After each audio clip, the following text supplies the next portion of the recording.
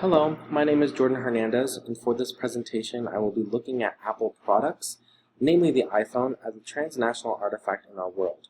I will discuss this notion in two different sections. First, I will primarily discuss where iPhones are made and at what cost, and then I will discuss the role that they have played in the ever-emerging digital world of the 21st century. To begin, it is necessary to define transnationality, since that is the frame in which we will be discussing the iPhone. To do this, I combined Moulin Sir's definition with Bo Wang's in order to fully captivate this complex idea. Sir begins with saying that transnationality, quote, is the complex entanglement of people, objects, and undocumented journeys. Wang adds to this by including the, quote, hybrid identities and subjectivities grounded in differences related to gender, class, race, and culture. These notions, highlighted by both Sir and Wang, tie very closely to intersectionality. However, transnationality focuses more on the global aspect of intersectionality, particularly in the crossing of borders of either people or goods and what effect that crossover has on a culture. Moving forward, I would like to give a brief history of the iPhone itself. The first iPhone was unveiled on January 10, 2007 at the Macworld Convention in San Francisco, California, by former CEO and founder of Apple Incorporated, Steve Jobs. Just 5 months later, on June 29, 2007, the first iPhone became commercially available to the public. Ever since its original launch, a new iPhone has been released nearly every year with bigger screens, faster processors, and more sleek designs. However, these products that many of us take for granted each and every day have been manufactured at the cost of other people's well-beings and exploitation of their culture. Foxconn is a Chinese factory that specializes in producing iPads, iPhones, and MacBooks for retail sale in America. According to a 2012 investigation by ABC correspondent Megyn Kelly, an average worker's salary at Foxconn is only $1.78, with workers clocking in anywhere from 40 to 80 hours a week. Zhu Kai-young, a young Chinese female who works for Foxconn, revealed to Kelly how tired she is of working in the factory, as she works on nearly 6,000 iPads every day, filing aluminum sheets imported from India through the backing of each device.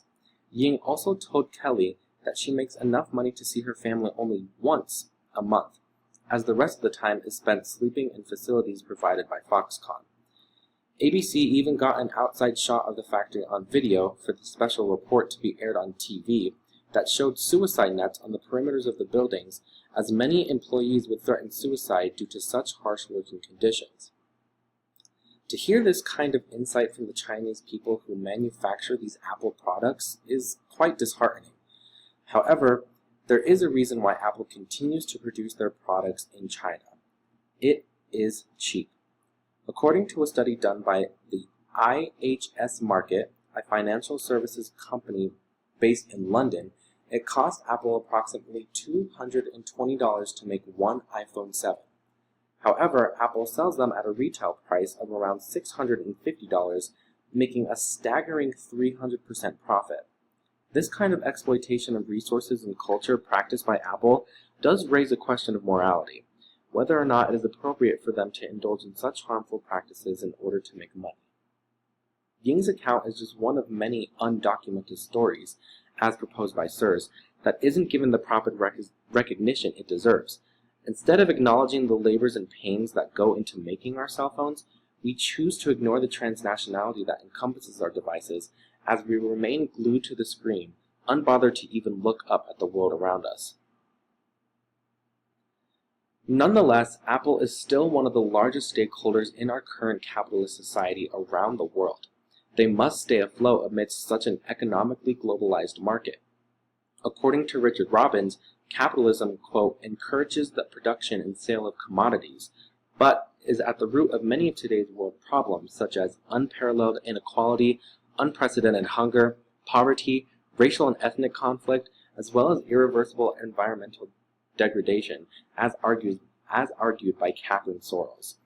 Jim McGregor also notes on the environmental damage mass-producing iPhones creates, writing, quote, "The manufacturing process for the new devices uses up more raw material and energy while creating some materials that cannot be recycled or broken down through natural means. Though we may be cognizant of these facts, we still perpetuate and allow this environmental damage to occur on top of the already inflicted interpersonal and cultural damage as aforementioned every time we buy the latest and greatest iPhone, even when our current phone may very well be just as functional." However, despite all of the negative aspects of Apple's manufacturing choices, iPhones are not inherently bad inventions. In fact, they have completely revolutionized the way we communicate with one another across the world. We cannot deny the fact that Apple wowed us with such an innovative and culturally stimulating device that is utilized by hundreds of millions of people, including myself and potentially you as well.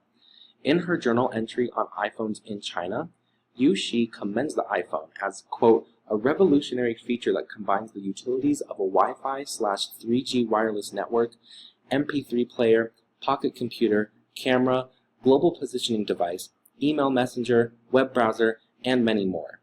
A first of its kind in terms of the abilities of a smartphone, iPhones allow intercultural communication to thrive at its very best. This can also be attributed to the rise in social media across the years, as networking platforms such as Facebook, Snapchat, and Twitter have taken the world by storm and created a sense of cultural homogenization within their own social constructs that have been created and propagated by their users." A staff reporter for the Chinese magazine South China Morning Post commented on this social hype surrounding iPhones, saying, quote, "An iPhone clearly is no mere electronic accessory, but a force of 21st century globalized culture.